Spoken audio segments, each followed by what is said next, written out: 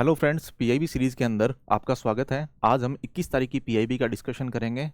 और आज एक स्टूडेंट का सवाल था कि नोट्स को किस तरीके से बनाया जाए।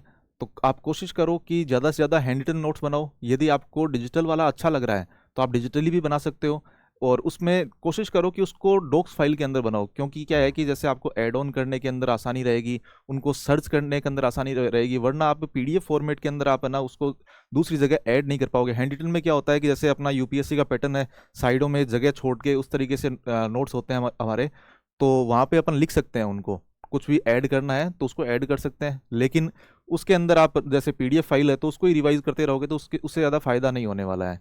तो और आपको पता भी नहीं चलेगा कि कौन सा टॉपिक कहाँ पे है। तो आप कोशिश करो कि हैंड रिटन हो, और डिजिटली यदि आप सिक्योर हो तो ऐसा बनाओ कि आप है ना डॉक्स फाइल के अंदर इस तरीके से बनाओ जिसमें सर्च करने में आसानी रहेगी। ये अच्छी चीज़ है डॉक्स के अंदर। और उसके अलावा आज क्या है कि मेरे गले के अंदर और आँख के पास में कोई इन्फेक्शन हो रखा था, लेकिन मुझे लगा कि हमारा डिस्कशन है वो रुकना नहीं चाहिए, डेली हमारा डिस्कशन होता रहे, उस सीरीज़ को कंटिन्यू रखें। फिर भी आज हम करवाएंगे। ठीक है, चलिए आज के सेशन की हम शुरुआत करते हैं। आज पहला टॉपिक कोर इंडस्ट्री से संबंधित है। पहला टॉपिक कोर इंडस्ट्री से संबंधित है। जैसे आपको पता है कि कोर इंडस्ट्रीज हैं वो होती हैं जो जो क्या है कि मतलब 8 कोर इंडस्ट्रीज हैं हमारे यहाँ पे। और कोर इंडस्ट्रीज वो होती हैं जो उद्योगों को सबसे ज्यादा प्रभावित करती हैं। जैसे कि मतलब कोयला हो गया है, और जैसे आपको पता है सीमेंट हो गया,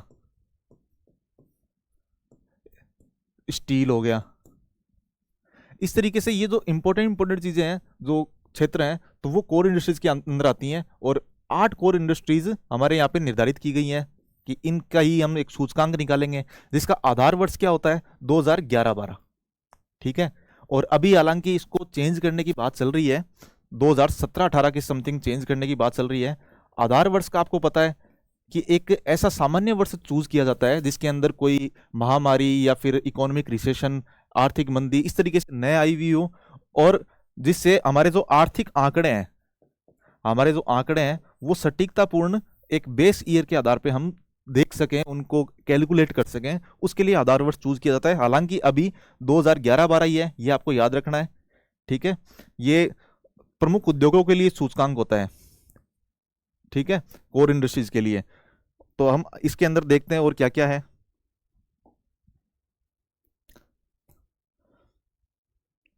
तो इस सबसे पहले यूपीएससी के अंदर प्री के अंदर पहले एक क्वेश्चन आ चुका है कि ये कोर इंडस्ट्रीज हैं, तो इसके अंदर सबसे ज्यादा भारे वेटेज किसका होता है और कम वेटेज किसका होता है। ये मैंने आपको एक लिस्ट दे रखी है। इसको आप जैसे मतलब पहले सबसे ज्यादा जो वेटेज है कोर इंडस्ट्रीज के अंदर, ये रिफाइनरी प्रोडक्ट का आता है, रिफाइनरी उत्पाद है उनका आएगा। उसके बाद में इलेक्ट्रिसिटी है उसका आएगा, स्टील है, कोल है, क्रूड ऑयल है, नेचुरल गैस है, सीमेंट है और फर्टिलाइजर है। ये आपको जो क्रम है वो याद रखना है, ऊपर से नीचे की तरफ। ठीक है, पूछ कैसे भी सकता है लेकिन आपको ऐसे याद रखना है। अब इसके लिए आप ऐसा कर सकते हो कि मतलब RES, ये 3 वर्ड तो आपको याद रख लो।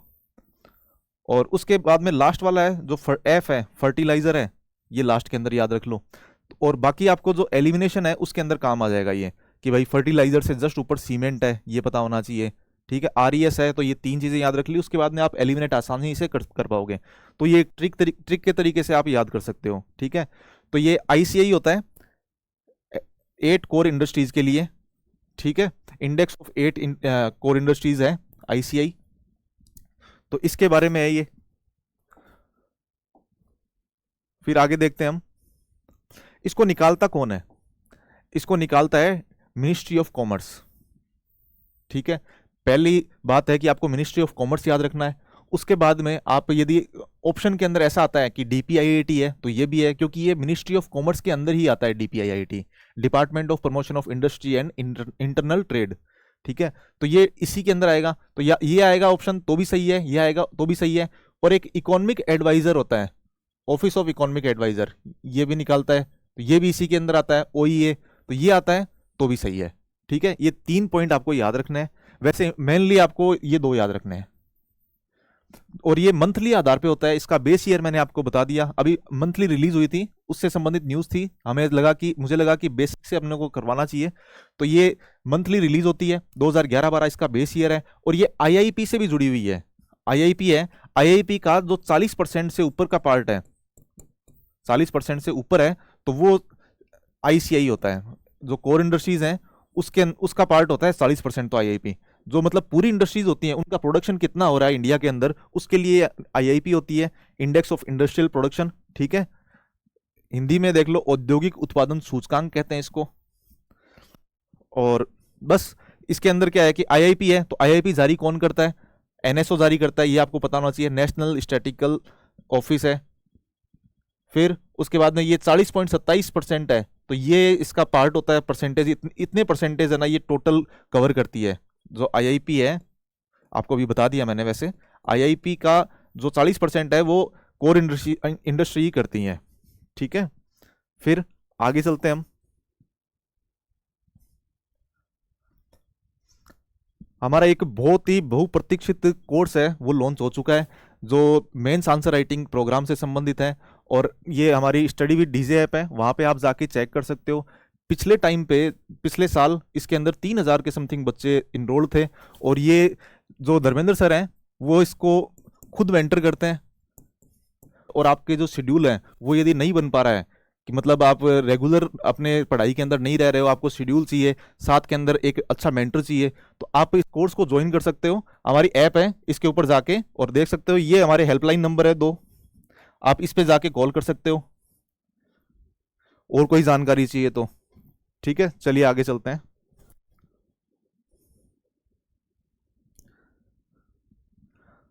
अगला है मल्टीलेटरल एक्सरसाइज प्रगति 2026। प्रगति 2026 के बारे में देखो, आपको पता होना चाहिए कि मल्टीलेटरल क्या होता है। जो स्टूडेंट तैयारी की शुरुआत कर रहे हैं उनको मल्टीलेटरल, बाईलेटरल इस तरीके से नहीं पता है। मतलब बहुपक्षीय है, एक पक्षीय है, द्विपक्षीय है, त्रिपक्षीय है। इसका मतलब है कि एक रहेगा, एक देश, दो देश रहेंगे तो द्विपक्षीय हो गया, त्रिपक्षीय हो गया कि मतलब 3 देश शामिल है, और बहुपक्षीय मतलब कई देश शामिल है। इसके अंदर ये क्या है कि जो हमारे एशिया के ही जो इंडियन ओशन के देश हैं, इंडियन ओशन के देश हैं, पर हिंद महासागर के जो देश हैं, तो वो इसके अंदर शामिल है। उसके 12 देश इसके अंदर शामिल है। ठीक है, और ये अभी मेघालय के अंदर हो रही है। और जहां तक मैं कह पा रहा हूँ, इसके अंदर तो लिखा हुआ नहीं था, जो डिफेंस मिनिस्ट्री की ये विज्ञप्ति थी इसके अंदर नहीं दिया हुआ था, लेकिन ये पहली बार ही हो रहा है। ये प्रगति एक्सरसाइज है, ये पहली बार हो रही है और ये मेघालय के अंदर हो रही है। ठीक है, इतना आपको याद रखना है।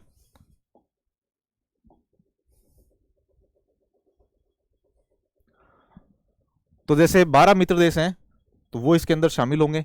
Bhutan, Cambodia, Indonesia, Laos, Malaysia, Maldives, Myanmar, Nepal, Philippines, Seychelles और श्रीलंका और वियतनाम।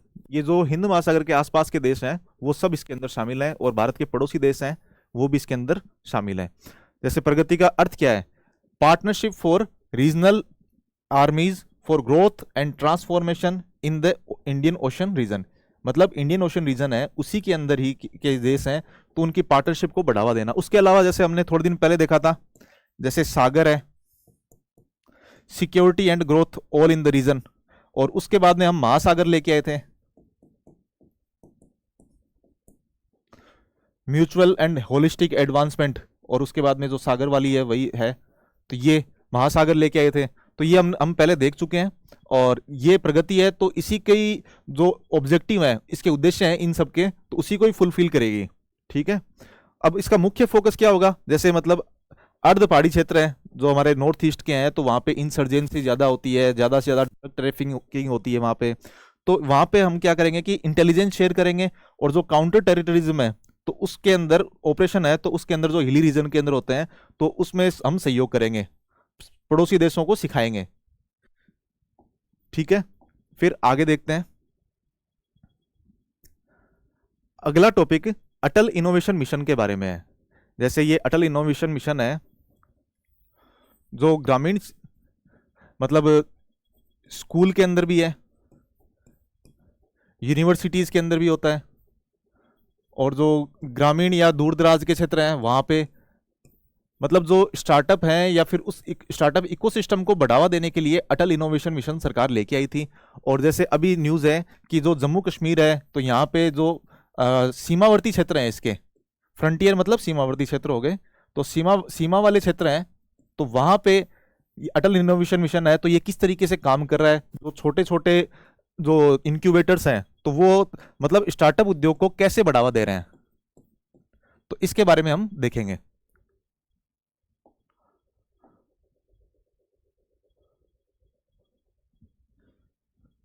जैसे ये अटल इनोवेशन मिशन है, तो ये नया सोचने और नया बिजनेस शुरू करने के लिए, माहौल बढ़ावा देने के लिए है। ये स्कूल स्तर पे होता है, जैसे मतलब बच्चों को किताबी ज्ञान निकाल कर रोबोटिक्स, 3D प्रिंटिंग, कोडिंग, इस तरीके से काफ़ी सारी चीज़ें हैं वहाँ पे स्कूल के स्तर पे ही सिखाई जाती हैं। उसके बाद में जैसे कॉलेज है, कॉलेज के अंदर जो स्टार्टअप शुरू करने के लिए ऑफिस की जगह ज़रूरी जो मशीनें हैं या बिजनेस एक्सपर्ट हैं वो गाइड देते हैं। उसके बाद में जैसे फंडिंग है, सरकार ना बड़ी समस्याओं के लिए इस तरीके से करती है कि वो फंडिंग देती है। ठीक है, जो अच्छा आइडिया लेके आएगा तो उसको ग्रांट दी जाएगी। फिर जैसे समान अवसर की बड़े शहरों के साथ में जो छोटे छोटे शहर हैं उनके लिए भी सुविधाएं प्रदान की जाएंगी। आगे एक टेबल है, तो उसके थ्रू आपको मैं अच्छे से समझा देता हूं। जैसे क्या है कि अटल टिंकरिंग लैब है, ठीक है, इसके अंदर अलग अलग इनिशिएटिव है, पहल है। तो पहले अटल टिंकरिंग लैब है, तो ये 6 से 12 की जो स्कूलें हैं, स्कूली छात्र हैं, तो उनके लिए है। और वहाँ पे क्या होगा कि जैसे इंटरनेट ऑफ थिंग्स है, इंटरनेट ऑफ थिंग्स आपको पता होगा कि अलग अलग जो मशीनें हैं तो उनको इंटरनेट के माध्यम से जोड़ के और हम इनको ऑपरेट कर सकते हैं कहीं दूर बैठे भी। जैसे घरों के अंदर मान लो कि आपको लाइट बंद करनी है, आप कहीं ऑफिस जा रहे हो, तो उसको बंद करने के लिए ये इंटरनेट ऑफ थिंग्स है, ये होता है। और तो ये 3D प्रिंटर, रोबोटिक्स, इस तरीके से है ना, ये आधुनिक लैबें बनाई जाती हैं।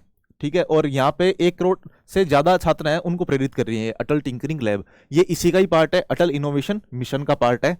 और उसके बाद में अटल इंक्यूबेशन सेंटर है, तो ये यूनिवर्सिटी लेवल पे होती है। अटल अटल इंक्यूबेशन सेंटर की मतलब आपको एक ऐसी जगह दे दी जाएगी जहाँ पे आपको तकनीकी सहायक मिलेंगे, आपको मशीनरी मिलेंगी, या फिर जो सॉफ्टवेयर है, मशीन है, इस तरीके से सभी चीज़ें एक साथ में प्रोवाइड करवाई जाएंगी। और जो यूनिवर्सिटी के स्टूडेंट हैं तो उनको ट्रेनिंग दी जाएगी कि आप इनोवेशन के अंदर बढ़ावा दे सको। तो ये विश्वविद्यालय और कॉरपोरेट क्षेत्र है, तो इसके अंदर होता है। और विश्व स्तरीय बिजनेस इंक्यूबेटर जो स्टार्टअप को बुनियादी ढांचा, मेंटरशिप, फंडिंग, ये सब देते हैं, फंडिंग भी है इसके अंदर। ठीक है, फिर तीसरा है Atal communication innovation centre, ACIC। ACIC है, ये पिछड़े देश जो क्षेत्र हैं, जैसे मतलब जहाँ तक महानगरों के अंदर तो आपको पता है कि स्टार्टअप इकोसिस्टम बहुत अच्छा होता है, लेकिन जो Tier 2 Tier 3 सिटी या फिर ग्रामीण क्षेत्र हैं, तो वहाँ तक ये इनोवेशन नहीं पहुँच पाते। तो उसके लिए ये अटल कम्युनिटी इनोवेशन सेंटर लेके आए थे, जिसमें Tier 2 Tier 3 और दूर दराज के क्षेत्र हैं, तो वहाँ पे नवाचार को बढ़ावा दिया जा सके। उसके बाद में अटल न्यू इंडिया चैलेंज है। सरकार क्या करती है कि जो जरूरतमंद लोग हैं तो उनको फंडिंग देती। पहले तो मान लो कि एक स्वच्छता से संबंधित कोई आपको सरकार को चाहिए कि स्वच्छता है या फिर शिक्षा है, तो इनके बारे में इनोवेशन के लिए कि लोगों तक जल्दी से जल्दी कैसे पहुंचा जा सके, या फिर स्वच्छता है तो वो कैसे सही हो सके, तो उसके लिए सरकार पहले इनको टारगेट देती है। इंडस्ट्रीज को, जो नए नए स्टार्टअप होते हैं, उनको टारगेट देती है कि आप टारगेट है तो इस पे काम करना है आपको। और उसके बाद में वो काम करते हैं और उनको ग्रांट दी जा सकती है। आपको पता होगा कि ग्रांट और ब्याज के ऊपर देने के अंदर क्या अंतर होता है। ग्रांट होता है कि ये पूरी तरीके से मुफ्त है, इसको आपको वापस लौटाना नहीं है। ठीक है, तो इनको इसके अंदर 1 करोड़ तक की ग्रांट दी जाती है। यहाँ पे लिखा हुआ नहीं है, मैं यहाँ 1 करोड़ लिख देता हूँ। 1 करोड़ तक की ग्रांट दी जाती है। और उसके बाद में ये ग्रांट देने के बाद में इसको, इस टारगेट को अचीव करने की कोशिश करते हैं। ठीक है, तो इसमें लिखा है कि सामाजिक क्षेत्र और केंद्रीय मंत्रालय की तकनीकी जरूरतों के अनुसार नए प्रोडक्ट बनाने के लिए ग्रांट देना। फिर उसके बाद में अरीज ANIC है, ये MSMEs के लिए है। केवल जो MSME है या फिर जो मेक इन इंडिया प्रोडक्ट बनाना चाहते हैं तो उनको भी ग्रांट दी जाती है। इसके अंदर 50 लाख है। फिर मेंटर ऑफ चेंज, जैसे कि जो तकनीकी सहायक हैं, मान लो कि यूनिवर्सिटी के जो प्रोफेसर हैं और उनको टेक्नोलॉजी बहुत अच्छी आती है, IITians हैं कुछ, तो वो इसके अंदर सहयोग करेंगे जो मेंटर के तौर पे सहयोग करेंगे, इनका जो इंक्यूबेशन सेंटर होते हैं वहां पे जाके इनका सहयोग करेंगे। तो ये है कि मेंटर ऑफ चेंज। तो 6200 से अधिक जो पेशेवर लोग हैं वो एक नेटवर्क जो स्वेच्छा से छात्रों और नए स्टार्टअप का मार्गदर्शन करेंगे ये। ठीक है, चलिए आगे चलते हैं। अगली न्यूज पीआईबी बैकग्राउंडर से संबंधित है, और ये सिर्फ इंग्लिश के अंदर ही पीआईबी बैकग्राउंडर दिया हुआ था, हिंदी के अंदर नहीं था, तो मैंने इसको ट्रांसलेट किया है वापस। ठीक है, तो आपको पता होना चाहिए कि ये एक मीटरोलॉजी है, इकोसिस्टम मतलब यह है मापन पद्धति। अभी कल क्या है कि एक विश्व माप दिवस था, उसके आधार पे इन्होंने पीआईबी बैकग्राउंडर डाला है, और ये मापन पद्धति मान लो या फिर एनवायरनमेंट मान लो, पर्यावरण, तो ये मापन पर्यावरण से संबंधित है। आपको ये पता होना चाहिए मेट्रोलॉजी है, मीटेरियोलॉजी नहीं है। MET मेट्रोलॉजी होती है, ये जलवायु विज्ञान होती है। ठीक है, और ये है मेट्रोलॉजी मतलब मापन विज्ञान है ये। तो मेट्रोलॉजी क्या होती है? माप विज्ञान है, और इसका माप विज्ञान क्या है कि इसमें जो शुद्धता है, वैज्ञानिक प्रगति है, द्रव्यमान है, लंबाई है, समय जैसी इकाइयों का सामान्य मानकों पर केंद्रित करना।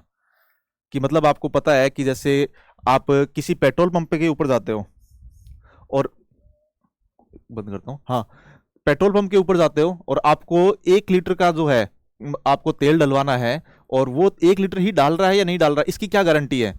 तो उसके लिए एक माप पद्धति होती है, इसको लीगल मेट्रोलॉजी भी कहते हैं।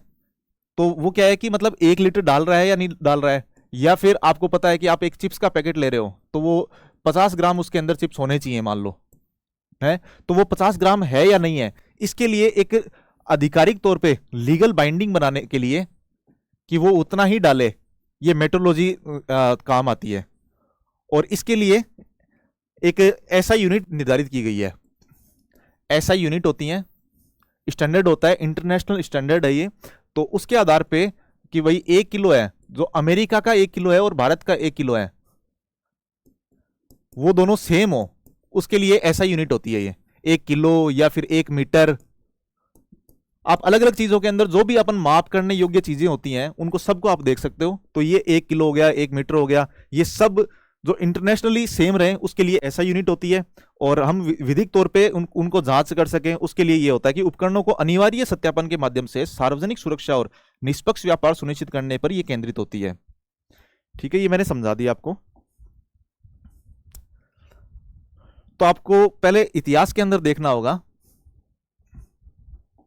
कि हिस्ट्री के अंदर देखते हैं कि पहले टाइम पे क्या क्या चीजें थी। जैसे ये है ना, ये जीएस पेपर 1 के अंदर भी आएगा, ये जीएस पेपर 1 के अंदर भी आएगा और जीएस पेपर 2 के अंदर भी आएगा, जो सरकारी नीतियां वगैरह हैं ये।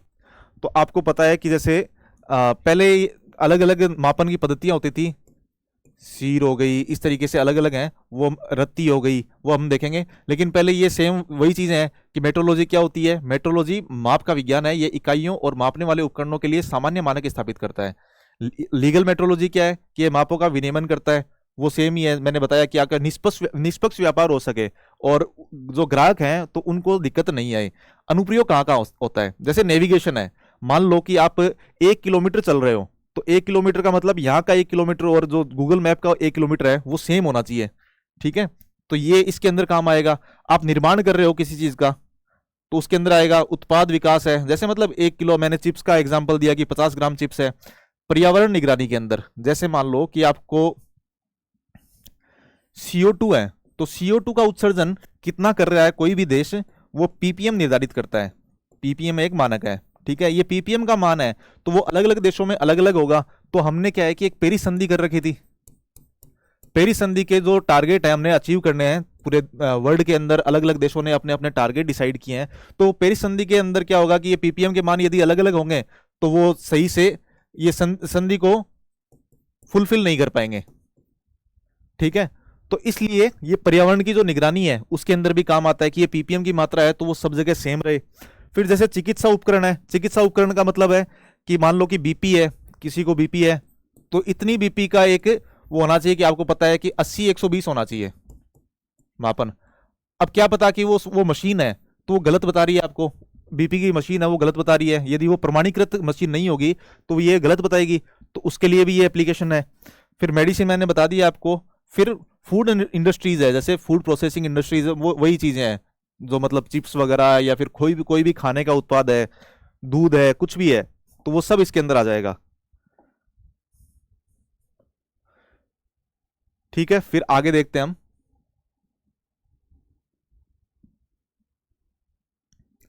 आगे प्राचीन भारत में जो मापन प्रणालियां थी वो कौन कौन सी थी? जैसे एक है रत्ती, माशा, तोला। आपको पता है कि अपन बोलचाल के अंदर भी कहते हैं कि उसको रत्ती भर भी फर्क नहीं पड़ा।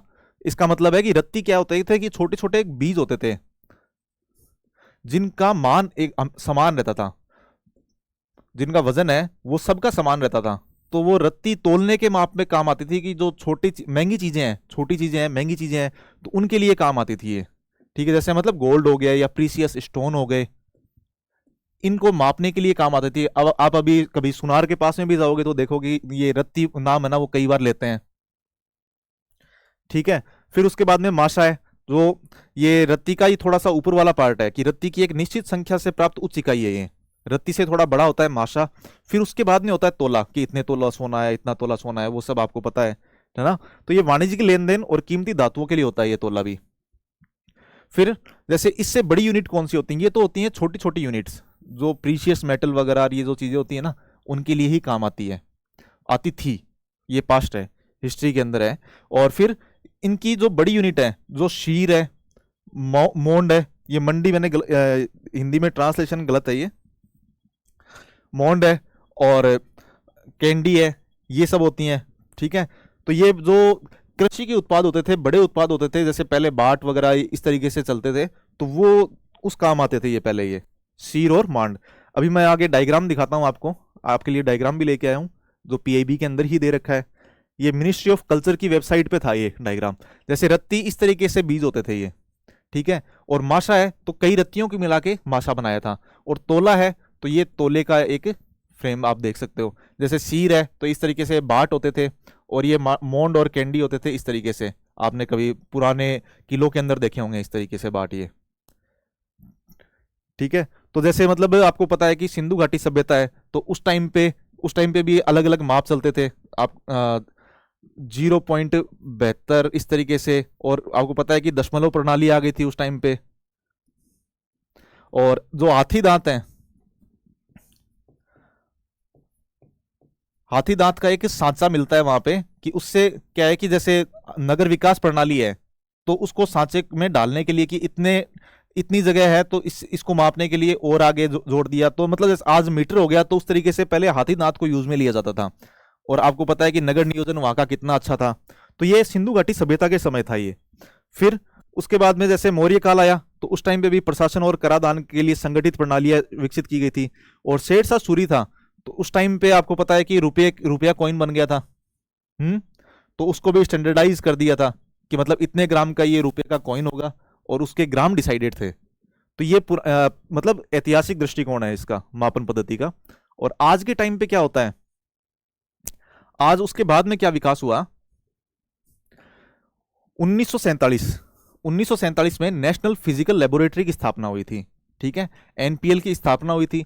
फिर उसके बाद में 1956 के अंदर हमने पहला वेटेज एक्ट लेके आए थे। पहले तो हमारे जो एनपीएल की स्थापना हुई थी ना, उससे पहले तो हमारे यहाँ पे ये सब रत्ती वगैरह ये सभी चलते थे, लेकिन हमने स्टैंडर्डाइज करने के लिए, मानकीकरण करने के लिए पहला वेटेज एक्ट लेके आए थे 1956 के अंदर। फिर हमने 1958 के अंदर जो एसआई यूनिट है, अभी मैंने शुरुआत में जो बताया था, एसआई यूनिट है जो इंटरनेशनल स्टैंडर्ड है, उनको हमने मान लिया था। मीटर और किलोग्राम का कितना वेट होना चाहिए, वो सब हमने इकाइयों को अपना लिया था।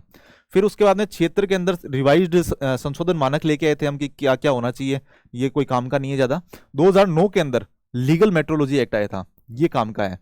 ये आपको मैं आगे बताऊंगा कि लीगल मेट्रोलॉजी एक्ट है तो उसके अंदर क्या क्या चीज़ें आती है। फिर 2026 के अंदर जन विश्वास एक्ट आया था, रिफॉर्म आया था कि मान लो कि कोई मंडी के अंदर यदि तराजू है और तराजू को मानकीकृत नहीं कर रखा है उसने, यदि उसने सर्टिफाइड नहीं करवा रखा है, तो सर्टिफाई नहीं करवाने के लिए उसको पहले जेल भी जाना पड़ता था। लेकिन अब क्या है कि सिर्फ जुर्माने पे ही उसको छोड़ दिया जाएगा। और ये जो छोटे उद्यमी हैं तो उनको पहली गलती पे माफ कर दिया जाएगा। इस तरीके से जन विश्वास रिफॉर्म है। तो ये जो लाल फीताशाही है या फिर भ्रष्टाचार है, उसको खत्म करने के लिए सरकार लेके आई थी जन विश्वास रिफॉर्म।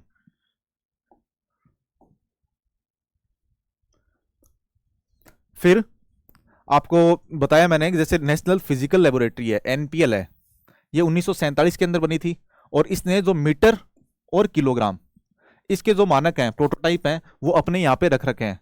ये जहां तक मेरे को याद आ रहा है कोलकाता के अंदर है नेशनल फिजिकल लेबोरेटरी। ठीक है, तो ये कोलकाता के अंदर है, और इसने जो मीटर का एक जो सांचा होता है मीटर का है, और ये किलो का एक वाट है ऐसे मान लो। ठीक है, ये 1 kg है, तो जो किलो का वाट है और एक ये मीटर है, तो उसका जो मानक है वो यहाँ पे रखा हुआ है, और उसी के आधार पे पूरे देश के अंदर जितने भी मीटर बने हैं या फिर किलो के वाट बने हैं वो सब इसी के आधार पे ही बनाए गए। ये मानक है और ये चेंज नहीं हो सकता। इसमें कोरोजन वगैरह होता है तो उसको वापस सही कर दिया जाता है, मतलब जंग वगैरह ना लगे इसके लिए इसको वैसे सुरक्षित भी रखा जाता है। ठीक है, तो आपको ये ध्यान रखना है कि यहाँ पे नेशनल फिजिकल लेबोरेटरी है, वही ये मीटर और किलोग्राम के जो मानक हैं वो निर्धारित करता है और अपने पास में सुरक्षित भी रखता है ये। फिर जैसे एनपीएल की उपलब्धियां क्या है कि इसने एक अमिट शाही बनाई है। एनपीएल ने नई मिटने वाली, जो अपन देखते हैं कि चुनावों के अंदर यूज में लेते हैं हम, एक शाही है, तो वो बनाई है। उसके अंदर क्या होता है, मैं आपको थोड़ा सा फिजिक्स के तौर पे एक्स्ट्रा नॉलेज दे देता हूँ। AgNO3 है, सिल्वर नाइट्राइट है, तो उसकी ये शाही बनी होती है वैसे तो। ठीक है, यदि पूछा जाए आपको कभी किसी एग्जाम में कि ये अमिट शाही है, ये किसकी बनी होती है, ये सिल्वर नाइट्रेट की बनी होती है। और ये जो अपनी बॉडी के ऊपर जो NaCl है या फिर यूवी रेज है, इस तरीके से सूरज के प्रकाश के अंदर या फिर हम बॉडी पे हमारे पसीना वगैरह आता है, तो उसकी वजह से ये है ना सिल्वर क्लोराइड के अंदर बदल जाती है। ठीक है, और ये जो सिल्वर क्लोराइड बनता है ये मिटता नहीं है, उसके बाद में आप साबुन से धो लो, पानी से धो लो, ये नहीं मिटेगा। ठीक है, तो फिर ये इसको क्या है कि 37 देशों ने, हमारे अलावा जो 37 देश और है, हमारे जो नेबरिंग कंट्रीज हैं या फिर हमारे मित्र देश हैं, तो वो 37 देश हैं, तो उन्होंने भी इसको अपना रखा है। तो इससे हमारी क्या है कि इससे हमें पता चलता है कि हमारी सॉफ्ट पावर बढ़ रही है इसकी वजह से। ठीक है, और हमने इंटरनेशनल सिस्टम है वो अपना लिया था। एक मीटर कन्वेंशन हुआ था पहले, काफी पुराना है ये, 1885 के समथिंग का हो सकता है। तो ये क्या है कि 1957-58 के अंदर भारत ने मीटर कन्वेंशन को हस्ताक्षर करके, और ऐसा यूनिट है तो उसको हमने अपना लिया था। ये मीटर कन्वेंशन आपको याद रखना है कि मापन से संबंधित है। फिर आगे देखते हैं, विधिक माप अधिनियम है 2009 का, मेट्रोलॉजी एक्ट है 2009 का, ये 2011 से शुरू हुआ था, पहले भी था ये लेकिन पुराने अधिनियमों की इसने जगह ले ली थी। फिर इसकी प्रमुख विशेषताएं क्या है कि मीट्रिक प्रणाली को अनिवार्य उपयोग करना, कि पहली बात तो आप है ना ये जो मीट्रिक प्रणाली है तो इसका अनिवार्य उपयोग करोगे, और जो वजन और माप है उसको सत्यापन स्टाम्पिंग की जाएगी। आप देखते हो कि पैकेज के ऊपर स्टाम्प किया जाता है, तो वो स्टाम्पिंग करेंगे। और प्री पैकेज वस्तुओं पर अनिवार्य घोषणाएं, जैसे मतलब पैक करने से पहले है तो उसके ऊपर ना आपको बताना पड़ेगा कि इतना ग्राम है, इतना है। तो प्री पैक वस्तुएं हैं तो उन पे है ना मतलब क्वांटिटी और वेट कितना है वो भी आपको बताना पड़ेगा।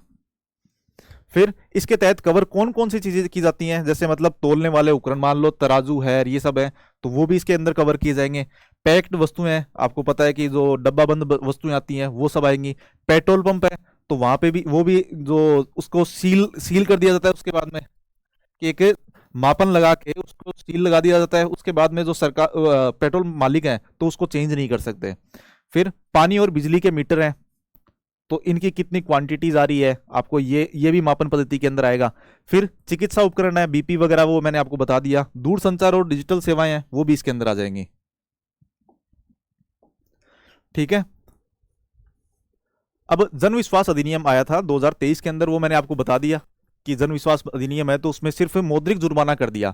कुछ मामलों के अंदर जेल में नहीं जाना पड़ेगा आपको, और आपको सिर्फ मौद्रिक जुर्माना ही देना पड़ेगा। अब जन विश्वास अधिनियम है तो उसके अंदर एक चीज और हुई थी, जो MSME है तो वो सुधार नोटिस उनको दिया जाता है कि पहले आप कोई पहली गलती कर रहे हो तो आपको सुधार नोटिस दिया जाएगा, उसके बाद में आप सही कर लेते हो तो ठीक है, वरना आपको वापस जुर्माना देना पड़ेगा। फिर ई माप पोर्टल है, ये उपभोक्ता मामलों का जो मंत्रालय है तो उसके अंदर ई माप पोर्टल है, तो वो आयातक और डीलर और देशव्यापी ऑनलाइन पंजीकरण सेवाएं प्रदान करने वाले जितने भी चीज हैं तो उनको पारदर्शिता लाने के लिए ये ई माप पोर्टल है, तो उस पर पंजीकरण करवाना होता है। ठीक है, और पंजीकरण करवा के वो उसके आधिकारिक तौर पे ये हो जाता है कि ये है ना, ये जो तराजू लिया है ये एकदम सही है। अब आपको पता है कि जैसे हमारी जो इंडियन स्टैंडर्ड आईएसटी है, स्टैंडर्ड टाइम है, तो वो 82.5 देशांतर, ठीक है, 82.5 देशांतर से जाती है और वो मिर्जापुर के पास से जाती है, यूपी के अंदर मिर्जापुर के पास से निकलती है। तो क्या है कि वन नेशन वन टाइम पहल, इसमें क्या होगा कि जैसे मिली सेकेंड और माइक्रो सेकेंड की सटीकता रखने के लिए हमने क्या है कि भारतीय मानक समय का प्रसार किया, आईएसटी का प्रसार किया हमने।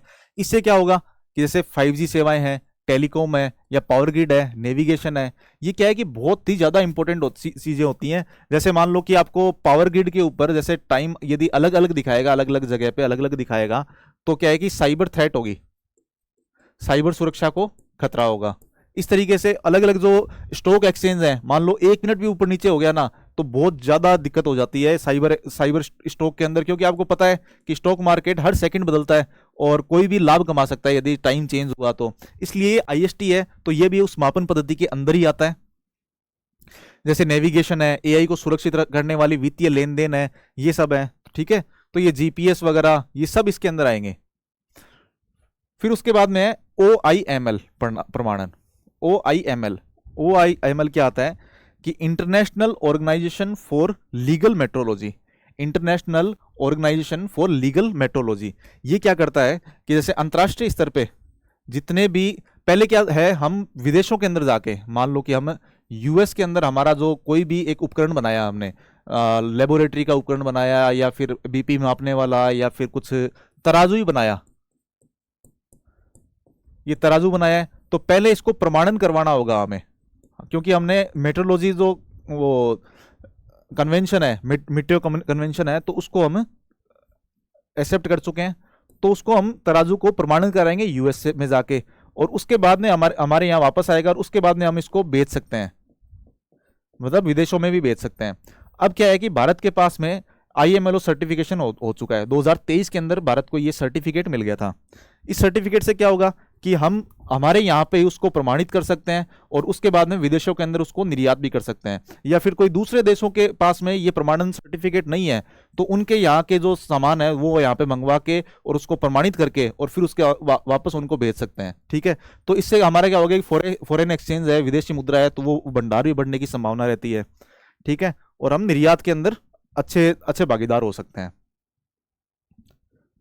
फिर मेट्रोलॉजी और एसडीजी, जैसे मतलब मेट्रोलॉजी है तो एसडीजी के कौन कौन से पार्ट के अंदर काम आएगा वो आप देख सकते हो कि जैसे विश्वसनीय माप प्रणाली आएगी, नो पॉवर्टी, मतलब मान लो कि जो गरीब लोग हैं तो वो मतलब कुछ खाने के फूड पैकेज फूड हैं तो वो खाते हैं, तो उनको न्यूट्रिएंट सही से मिल रहे हैं या नहीं मिल रहे हैं, उसके अंदर जो चीजें लिखी हुई हैं वो न्यूट्रिएंट हैं, सही है, मात्रा सही है या नहीं है। तो निष्पक्ष व्यापार की जो प्रथाएं हैं उनको संरक्षण करने के अंदर ये काम करता है, आपको पता है। फिर SDG 3 है कि अच्छा स्वास्थ्य, बीपी वगैरह जो भी मशीनें हैं तो वो सही होंगी, मापन उनका सही होगा तो स्वास्थ्य अच्छा मिलेगा। SDG 7 है जैसे मतलब सोलर लाइट वगैरह है तो उसके जो उपकरण है, सौर पैनल वगैरह हैं तो वो सही है या नहीं है, उसके मापन भी ये इसके अंदर किया जाता है। SDG 9 जैसे उद्योग है, नवाचार है, इसके अंदर आप पैकेज्ड फूड वगैरह बनाते हो तो वो सब भी इसके अंदर होगा। बुनियादी ढांचा जैसे मतलब कोई पुल वगैरह बना रहे हैं या किलोमीटर के रोड बना रहे हैं तो 2 किलोमीटर की बनी है या नहीं बनी है, वो सब इसके अंदर देखा जाएगा।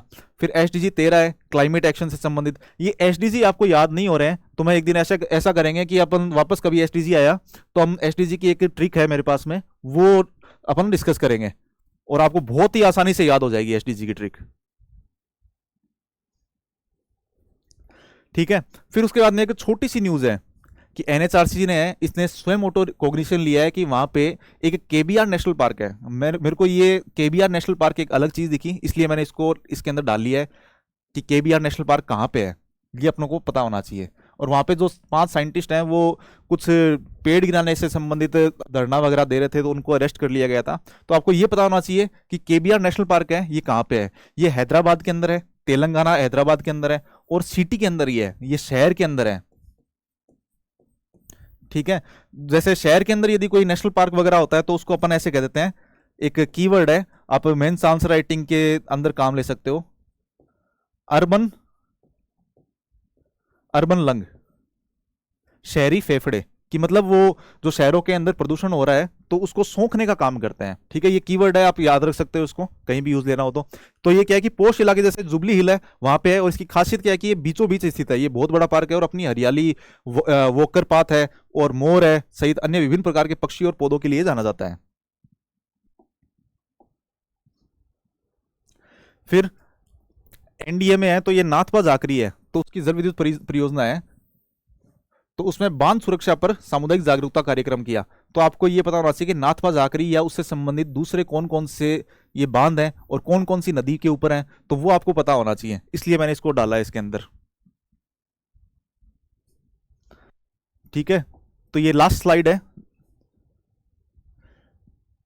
जैसे नाथपा जाकरी है, ये सतलज नदी है, तो उसके उस नदी पे है, और 1500 मेगावाट की भारत की बड़ी भूमिगत जल विद्युत परियोजना है, मतलब ये जल के अंदर है। आपको एक चीज पता होना चाहिए कि रन ऑफ रिवर,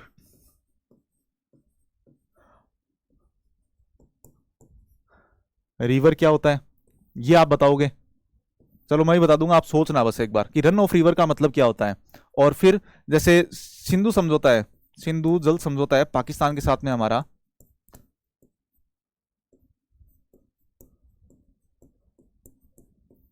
तो ये कितने परसेंट पानी हमें कौन कहां से लेना होगा और कौन कौन सी नदियों का पानी है, तो वो हम भारत ले सकता है, यूज ले सकता है। ठीक है, ये दो इससे संबंधित ये आपके लिए क्वेश्चन है, ये कल आप बताओगे मेरे को। ठीक है, और जैसे आपको ये चमेरा है, चमेरा है ये रावी नदी के ऊपर है, मैं इसको काट देता हूं अब। चमेरा है वो रावी नदी के ऊपर है, रावी नदी पे स्थित एनएचपीसी की एक पनबिजली परियोजना है। आपको नदियां याद रखनी है स्पेशली। ठीक है, तो नाथपा जाकरी, चमेरा, बगलियार, उरी, सलाल और दुलस्ती। ठीक है, ये सब जम्मू कश्मीर या फिर हिमाचल प्रदेश यहाँ की ये हैं। और नाथपा जाकरी है सतलुज, सतलज पे है, चमेरा रावी पे है, बगलियार है चिनाब पे है, उड़ी है झेलम पे है, सलाल है चिनाब पे है, दुलस्ती है वो भी चिनाब पे है। कोई भी ट्रिक वगैरह आपको लगानी है, कैसे भी करना है, पर इसको याद रखना है आपको। ठीक है,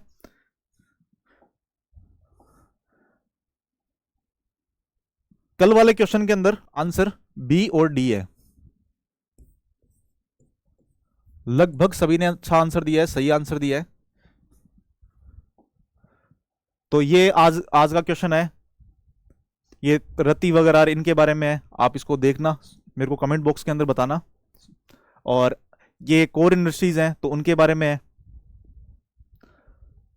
फिर दो क्वेश्चन है, एक तो लीगल मेट्रोलॉजी के बारे में है और दूसरा है सिंधु जल संधि है तो उसमें कौन कौन सी परियोजनाएं हैं उसके बारे में है। ठीक है, ये आप घर पे खुद से लिखना। और ये मेंटरशिप कोर्स है, अभी ये शुरू हो चुका है, आपको पता ही है। तो इसके बारे में और जानकारी चाहिए तो आप हेल्पलाइन पे कॉल कर सकते हो। और आज का सेशन हम समाप्त करते हैं। Thank you.